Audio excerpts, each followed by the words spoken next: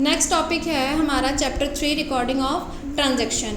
इसमें सबसे पहला टॉपिक जो हमें समझना है वो होता है अकाउंटिंग इक्वेशन। अकाउंटिंग इक्वेशन क्या होती है? An accounting equation is based on the dual concept of accounting according to which every transaction has two aspects, namely debit and credit. It means that every transaction in accounting affect both debit and credit side equally.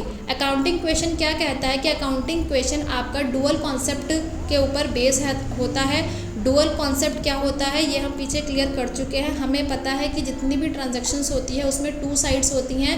एक side होता है debit side और एक side होती है credit side. और accounting equation हमें यही बताता है कि आपकी जो डेबिट साइड होती है वो हमेशा क्रेडिट साइड्स के इक्वल होती है। अकाउंटिंग इक्वेशंस का एक फॉर्मूला भी होता है जिसका मतलब होता है equity is equals to assets minus liabilities. Equity का मतलब होता है कैपिटल, यानी कि जो एक प्रोप्राइटर का मतलब होता है मालिक, यानी कि मालिक ने अपने बिजनेस में कितनी इन्वेस्टमेंट कर रखी है उसको हम बोलते हैं इक्विटी। एसेट्स का मतलब कि जो चीज़ हमारी है, जिन पे हमारा हक बनता है, वो होती हैं हमारी एसेट्स।